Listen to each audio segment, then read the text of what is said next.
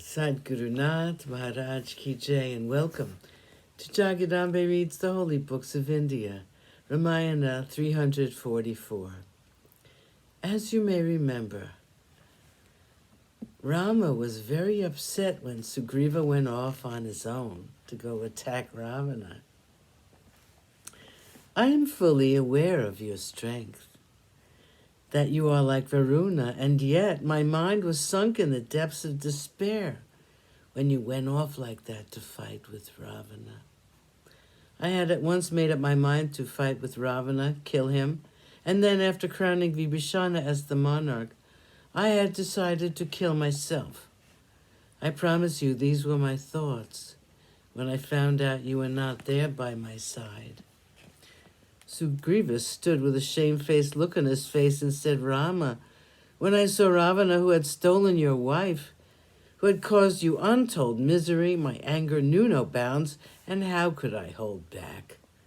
Rama smiled and turned to Lakshman and said, let us make our preparations, Lakshman. The omens indicate that it will be a great war, which is to be fought between us and the Rakshasas. Let us make haste and enter the city of Lanka. Rama descended from the top of the Suvela hill. Preparations were brisk in the army of Rama, and after studying the time and the position of the sun in the heavens, Rama chose the proper moment and began his march toward Lanka. Vibhishana, Sugriva, Hanuman, Jambavan, Nila, and Lakshman went with him. The Vanaras armed themselves with stones, rocks, and trees and proceeded with great excitement. Very soon they reached the neighborhood of Lanka. They took up the positions which had been assigned to them by Rama. Rama went towards the north gate, where Ravana was said to have stationed himself. It was protected by an immense army of Rakshasas. Rama glanced at their weapons and their armors. The trees and gardens were slowly covered by the army made up of the Vanaras. The Rakshasas found that the army was indeed formidable, and not small and insignificant as they thought it would be. 14. Angada's mission. Rama was ready to begin the fight, and yet he decided to follow the rules of fighting very strictly. A messenger had to be sent to try finally for peace and to avert the war if possible. Accordingly, after discussing with friends, Rama decided to send Angada to Ravana.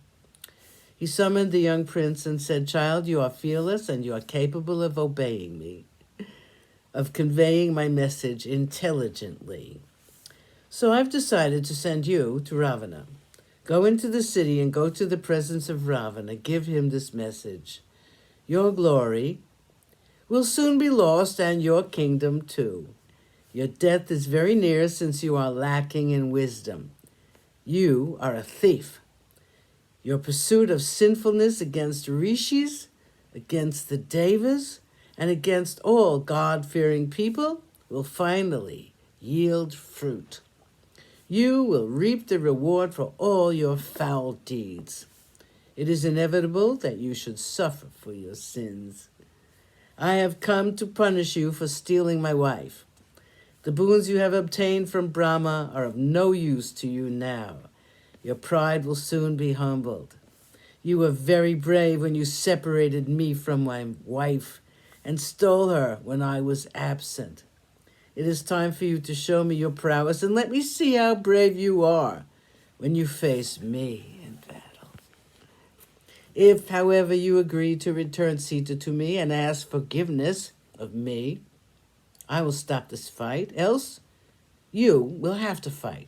I assure you this world will then be rid of all Rakshasas because of the sharpness of my arrows and the deadliness of my anger. Vibhishana is a good soul, and he came to me seeking refuge at my feet. I will make him the monarch of Lanka after killing you. You have been unfortunate in your ministers, since there is no one there to advise you properly, and so you cannot be king for long. Steeped in sin as you are, summon up enough courage to fight. Sadgurunath Maharaj Ki Jai. Thank you for coming. I hope you come again.